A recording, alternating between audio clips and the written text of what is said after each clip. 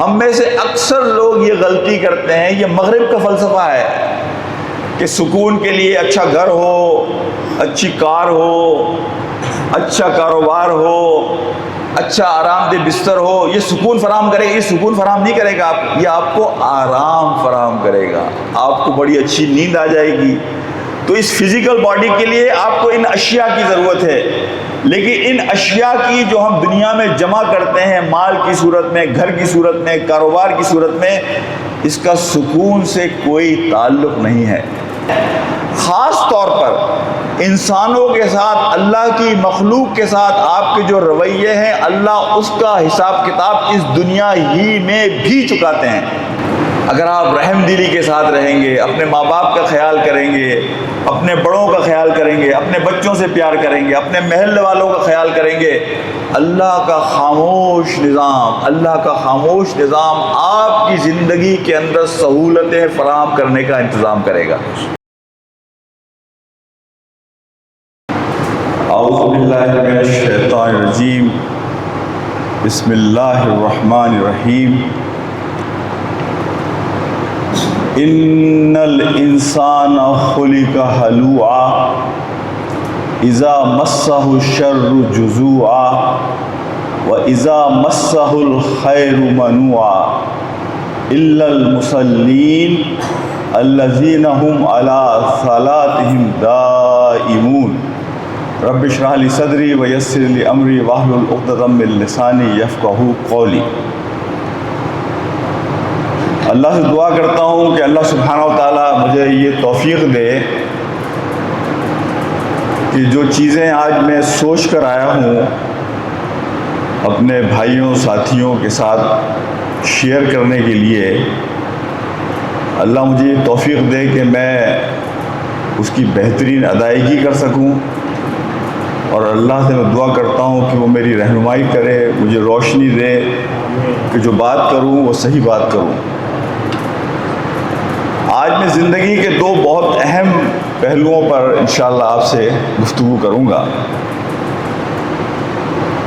اس دنیا میں اکثر آپ یہ دیکھتے ہیں کہ لوگ ایک شکوہ کرتے ہیں، ایک شکایت کرتے ہیں، ایک سوال کرتے ہیں کہ اس دنیا میں اتنا ظلم ہے، زیادتی ہے، بے انصافی ہے، قتل و غارت گری ہے، بے راہ روی ہے۔ اللہ کہاں ہے؟ اللہ جو اس ساری کائنات کا چلانے والا ہے، اس کے سامنے کہ وہ ہر جگہ موجود ہے، 70-80 ہزار لوگ، بچے، معصوم بچے، مائیں، عورتیں، بوڑھے، مسجدیں، عبادت گاہیں غزہ میں شہید کر دی گئیں۔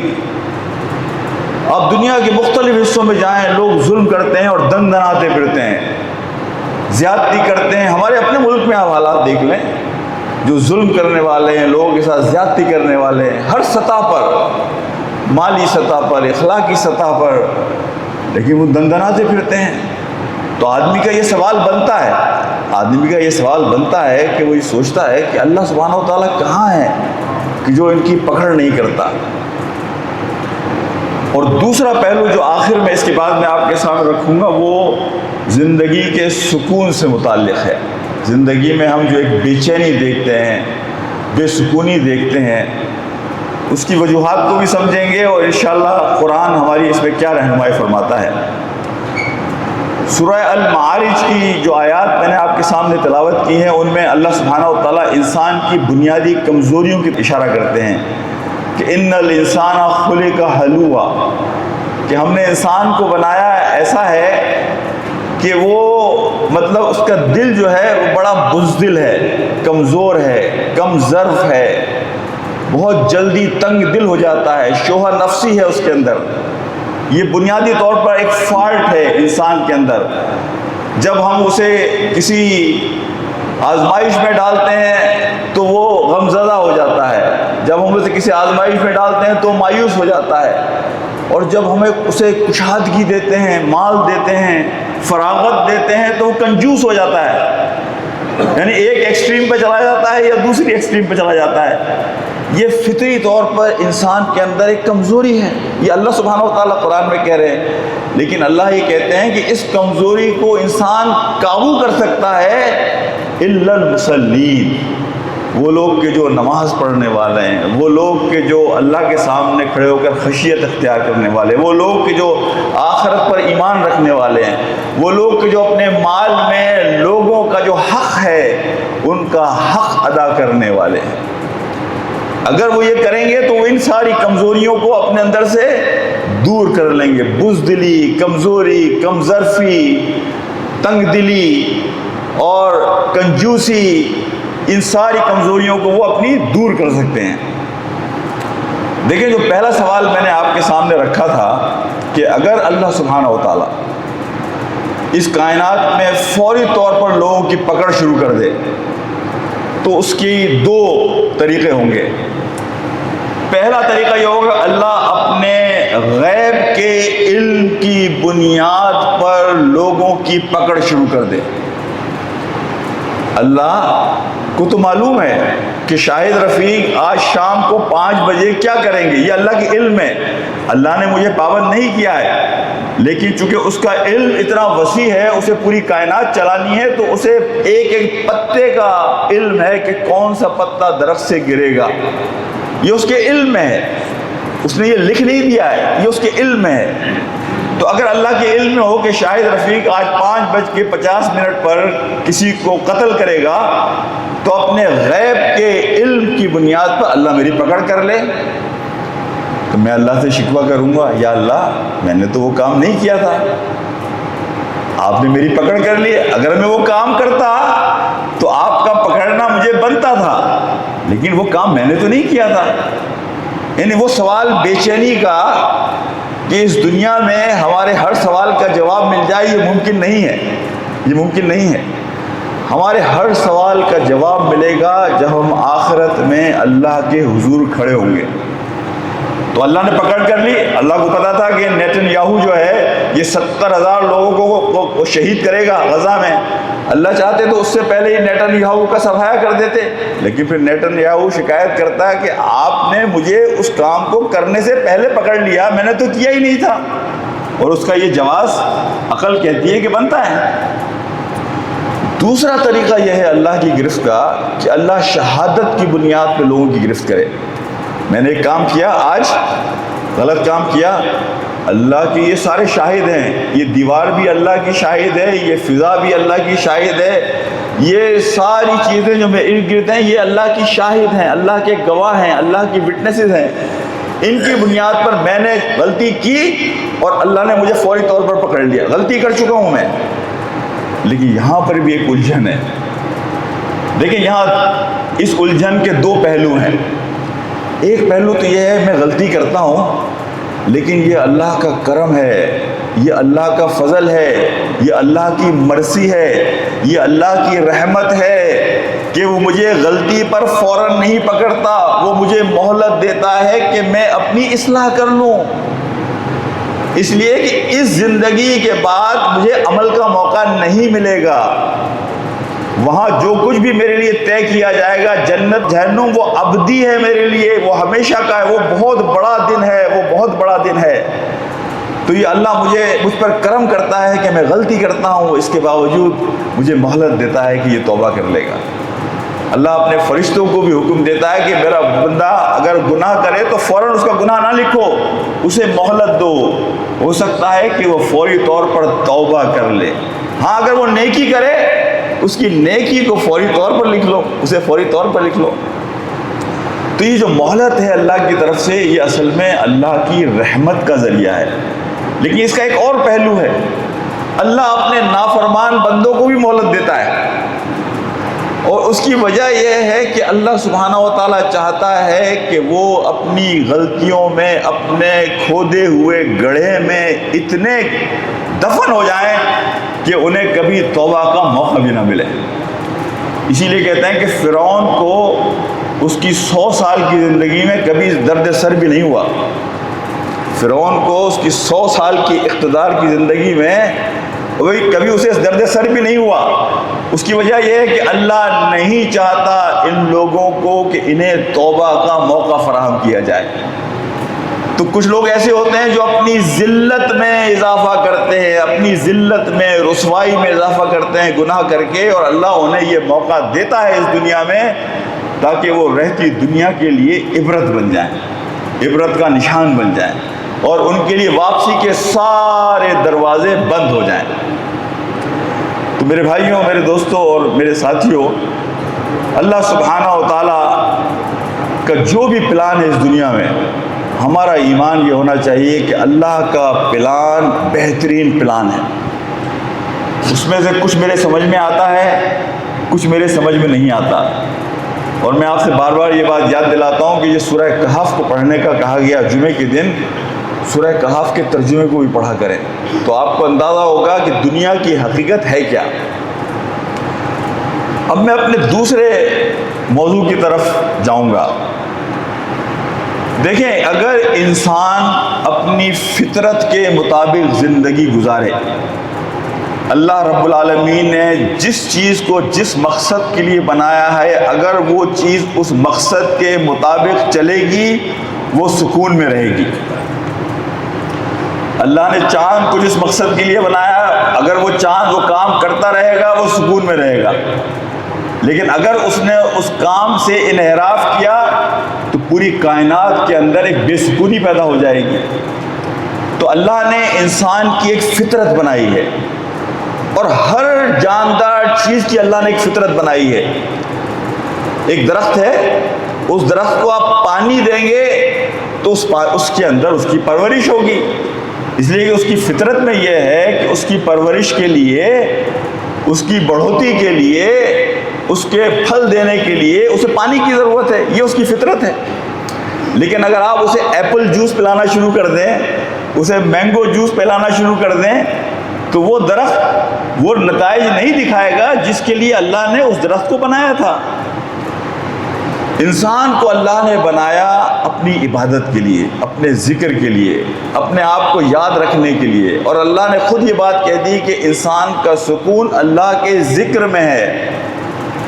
اللہ کا ذکر صرف یہ نہیں ہے کہ میں اللہ کے نام کا ورد کروں، اس کی تکرار کروں، بلکہ اللہ کا ذکر یہ ہے کہ میں زندگی کے ہر لمحے پر جب میرے سامنے دو چوائسز آئیں، دو راستے آئیں، دو آپشن آئیں، تو میں وہ آپشن، وہ راستہ، وہ چوائس اختیار کروں جو اللہ کو خوش کرنے والی ہے۔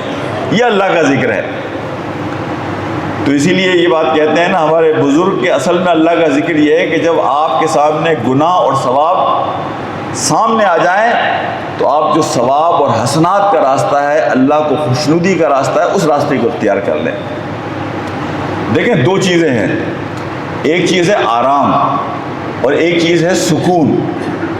آرام، یہ جو فزیکل باڈی ہے نا میری اور آپ کی، 5 فٹ کی، 6 فٹ کی، جس کے لیے ہم کھاتے ہیں، کھانا بھی ہم اسی کے لیے کھاتے ہیں، اس فزیکل باڈی کے لیے آپ کو آرام کی ضرورت ہے، اور وہ آرام آپ کو ملتا ہے چیزوں سے۔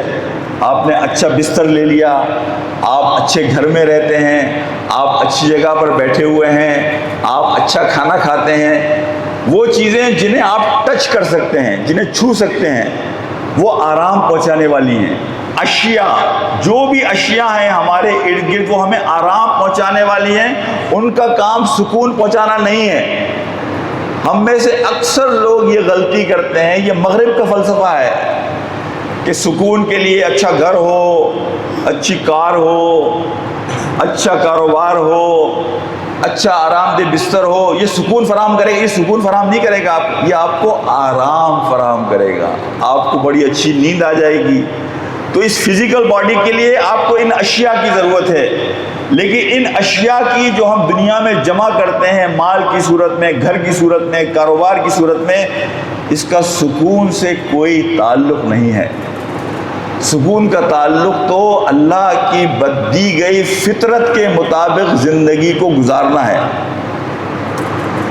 ایک فرد تھا، اس کی بڑی ایک کتاب بھی آئی، وہ بینکاک میں رہتا تھا، بینکاک کے کسی گاؤں میں رہتا تھا پہلے، پھر وہ شہر میں آ گیا۔ شہر میں آنے کے بعد اس نے دیکھا، اس نے پھر پوری ایک کتاب لکھی. اس کتاب کا ٹائٹل یہ تھا، اس کی تقریر کا موضوع یہ تھا کہ زندگی تو بہت آسان ہے، زندگی تو بہت آسان ہے، ہم خود اسے مشکل بناتے ہیں.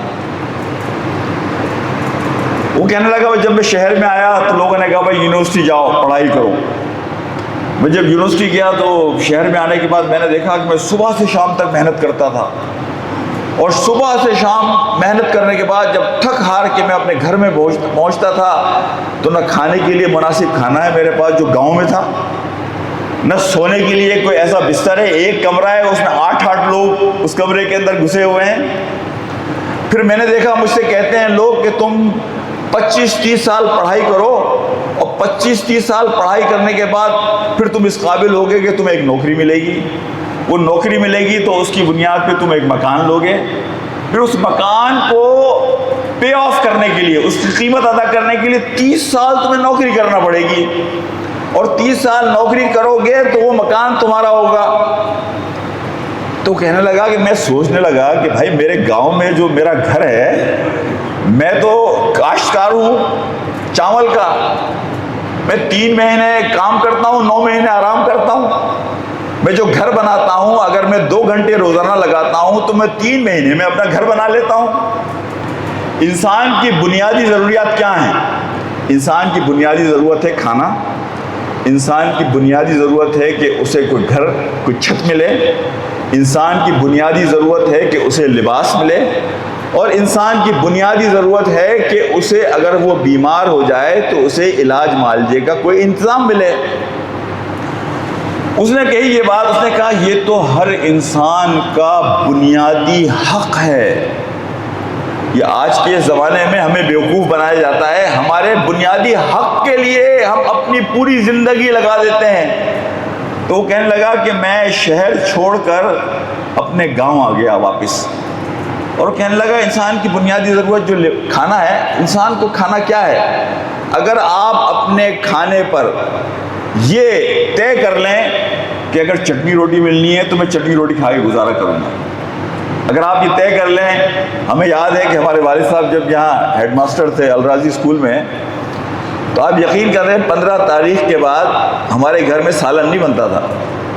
15 تاریخ کے بعد ہمیں یاد ہے کہ ہماری اماں ہمیں پراٹھا چائے، اور جس دن ہمارے گھر میں فروٹ آتا تھا تو ہمیں پتہ چل جاتا تھا کہ آج ابا کو تنخواہ ملی ہے، اس لیے آج گھر میں فروٹ آ رہا ہے.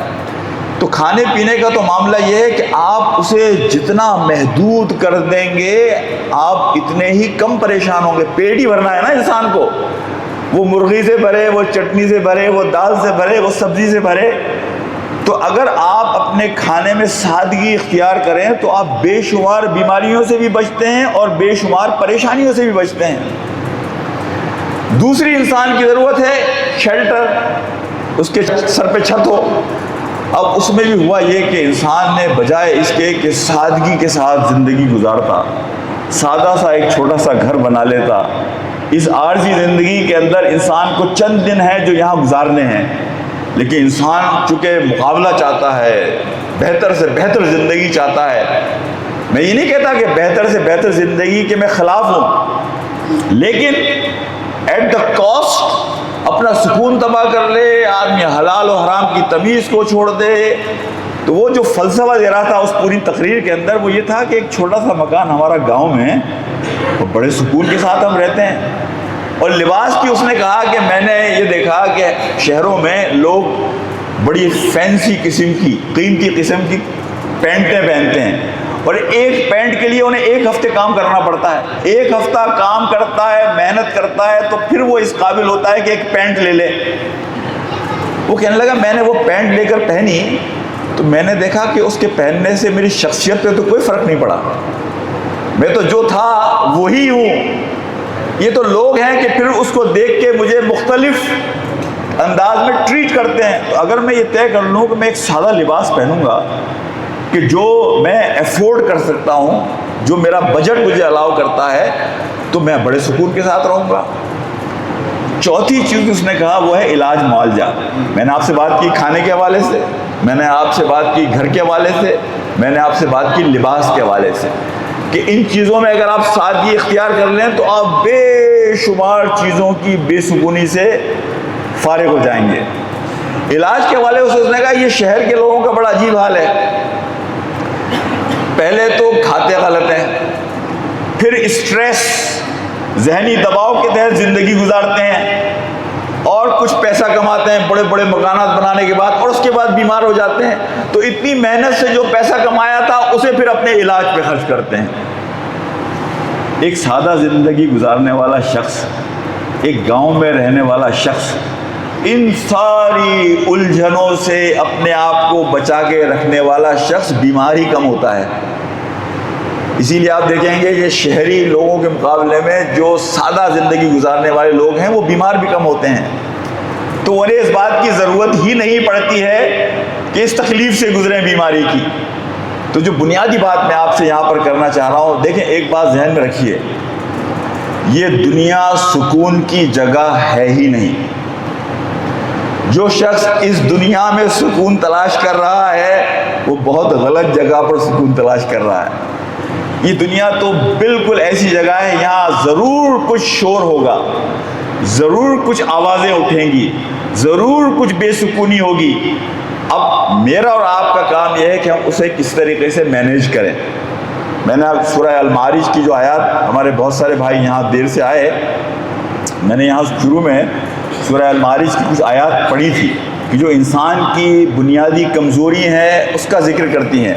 اللہ سبحانہ و تعالیٰ کہتے ہیں ان الانسان خلق ہلوعا، کہ ہم نے انسان کو جو ہے وہ بزدل بنایا ہے، اس کا دل جو ہے وہ کمزور ہے، بزدل ہے، کم ظرف ہے، تنگ دل ہے۔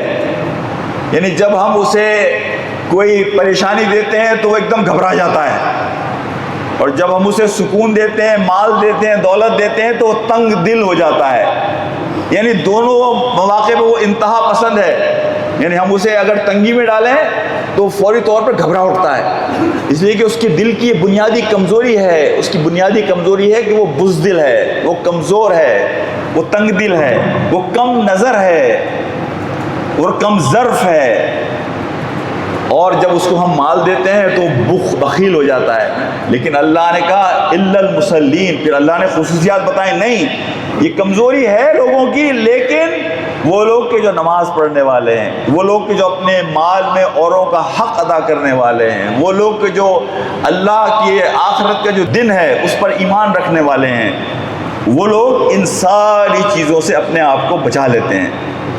میرے بھائیوں، میرے دوستوں اور میرے ساتھیوں، یہ زندگی میں ہماری مصنوعیت ہے نا، بخدا اس مصنوعیت نے ہماری زندگیوں کو تباہ و برباد کیا ہے۔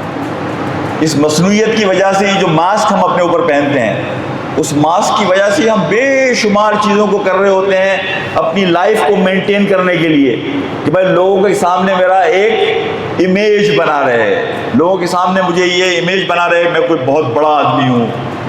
آپ جو ہیں اگر آپ اسی دائرے میں سادگی کے ساتھ اپنی زندگی گزاریں گے تو انشاءاللہ تعالیٰ آپ دیکھیں گے کہ آپ کی زندگی میں سکون ہوگا۔ یہاں میں آپ سے ایک اور بات کر کر اپنی بات کو ختم کروں گا۔ دیکھیں اللہ سبحانہ و تعالیٰ کا ایک خاموش نظام ہے، اور اس مرتبہ میں نے اپنے اس دورے میں کئی مواقع پر یہ بات کہی ہے، تو آج چونکہ آپ حضرات وہاں موجود نہیں تھے تو میں ذرا آپ سے بھی اس پر ایک تھوڑی سی بات کر لوں۔ اللہ سبحانہ و تعالیٰ کا ایک خاموش نظام ہے، اور وہ خاموش نظام 24 گھنٹے کام کر رہا ہوتا ہے۔ یعنی میں اور آپ تو سو جاتے ہیں نا، لیکن اللہ کا خاموش نظام 24 گھنٹے 365 دن کام کر رہا ہوتا ہے۔ اس کائنات کی بقول رومی کے اصل زبان خاموشی ہے۔ ہم جو کچھ بولتے ہیں یہ اس کا بڑا بودا، بڑا کمزور ترجمہ ہے، یہ جو ہم اپنی زبان سے بولنے کی کوشش کرتے ہیں، ورنہ حقیقت میں تو کائنات کی جو زبان ہے وہ خاموشی ہے۔ اس خاموش نظام کے تحت میں آپ کو بتاؤں، اس زندگی میں آپ جو رویہ اختیار کرتے ہیں، اس زندگی میں آپ کے جس طرح کے معاملات ہیں، آپ اس زندگی میں لوگوں سے جس طرح ڈیل کرتے ہیں، اللہ کا خاموش نظام آپ کی زندگی کے راستوں کو آگے طے کر رہا ہوتا ہے، بنا رہا ہوتا ہے۔ اگر آپ رحم دلی کے ساتھ رہیں گے، اپنے ماں باپ کا خیال کریں گے، اپنے بڑوں کا خیال کریں گے، اپنے بچوں سے پیار کریں گے، اپنے محلے والوں کا خیال کریں گے، اللہ کا خاموش نظام آپ کی زندگی کے اندر سہولتیں فراہم کرنے کا انتظام کرے گا۔ اور بخدا یہ جو خاموش نظام ہے، اس کا جو سب سے بڑا حصہ ہے وہ مکافات عمل ہے، کہ جیسا کرو گے ویسا بھرو گے۔ بے شمار لوگوں کو آپ دیکھیں گے کہ وہ زندگی میں غلطیاں کرتے ہیں، اور اس کے بعد جب ان کے سامنے اس کے نتائج آتے ہیں، اس لیے کہ اللہ کا جو خاموش نظام ہے، خاص طور پر انسانوں کے ساتھ، اللہ کی مخلوق کے ساتھ آپ کے جو رویے ہیں، اللہ اس کا حساب کتاب اس دنیا ہی میں بھی چکاتے ہیں، بیچ چوراہے پر لا کر اگر آپ نے کوئی اچھا کام کیا ہے، اللہ آپ کے لیے ایسا انتظام کرے گا کہ بیچ چوراہے پر آپ کو سکون فراہم کرے گا۔ لیکن اگر آپ نے ایسا کام کیا ہے کہ جو لوگوں کو تنگ کرنے والا ہے، پریشان کرنے والا ہے، کسی کا حق مارنے کا ہے، اور وہ حق کسی کا ہو، ماں باپ کا ہو، بیوی کا ہو، شوہر کا ہو، اولاد کا ہو، تو اس کے لیے بھی اللہ انسان کو بیچ چوراہے پر ذلیل کرتا ہے۔ اور یہ اللہ کا جو خاموش نظام ہے، اس کی بڑی ایک اہم چیز میں آپ کو بتاؤں۔ ہم اللہ کے رزق کے طالب ہوتے ہیں، ہم اللہ سے کہتے ہیں کہ اللہ ہمارے رزق میں کشادگی دے۔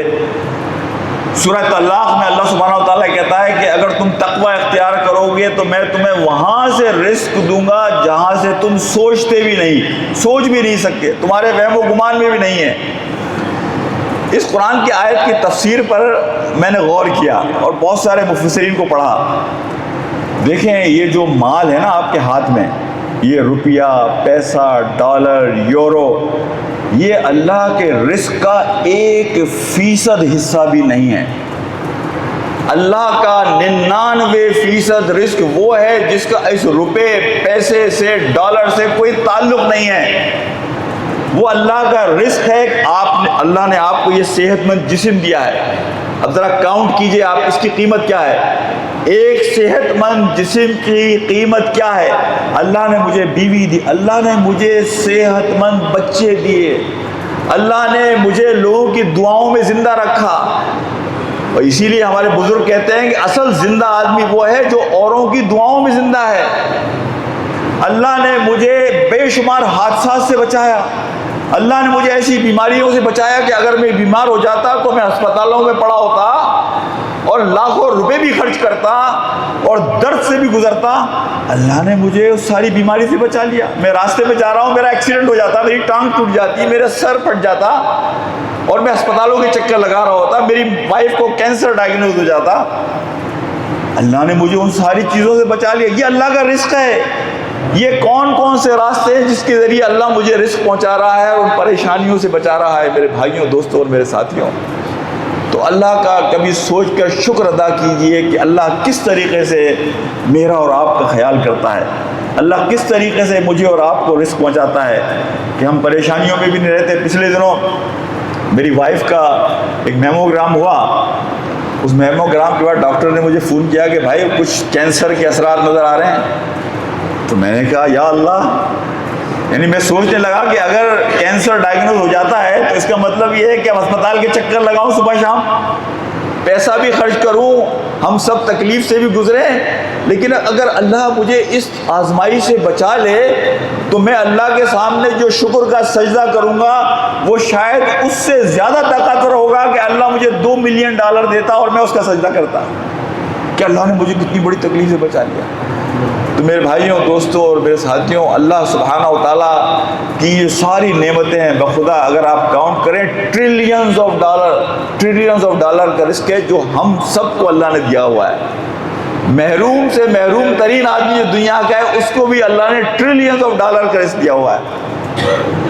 میں اپنی کلینک میں دیکھتا ہوں بچوں کو، آپ یقین کریں بعض اوقات میں نے پچھلے دنوں ایک فیملی دیکھی، 6 بچے، اور 6 کے یہ بچوں کو وہ بیماریاں کہ مجھے پتا ہے کہ یہ بچے اپنے ماں باپ کے سامنے سسک کر مر جائیں گے، اس لیے کہ امریکہ جیسے ملک میں بھی ان کا علاج نہیں ہو سکتا۔ تو اللہ نے اگر آپ کو صحت کے ساتھ اولاد دی ہے، اللہ نے اگر آپ کو صحت کے ساتھ آپ کی اپنی زندگی دی ہے، اگر اللہ نے آپ کو بے شمار حادثات سے بچایا ہوا ہے، کبھی بیٹھ کے سوچا کریں، کبھی بیٹھ کر سوچا کریں، اس لیے کہ جب آپ سوچیں گے تو آپ کے دل کے اندر ایک نرمی آئے گی، آپ کی آنکھوں میں آنسو آئیں گے، اور ان آنسوؤں کے ساتھ، اس گداز دل کے ساتھ، اس نرم دل کے ساتھ جب آپ اللہ کے حضور سجدہ کریں گے تو وہ آپ کی معراج ہوگا، وہ اللہ سے آپ کی حقیقت میں وہ ملاقات ہوگی کہ جس کے لیے انسان ترستا ہے۔ ان لمحات کی قدر کیجئے گا اور ان لمحات کو سنبھالیے گا، اور ان لمحات میں اپنے رب سے بہترین تعلق بنانے کی کوشش کیجئے گا۔ السلام علیکم ورحمۃ اللہ وبرکاتہ۔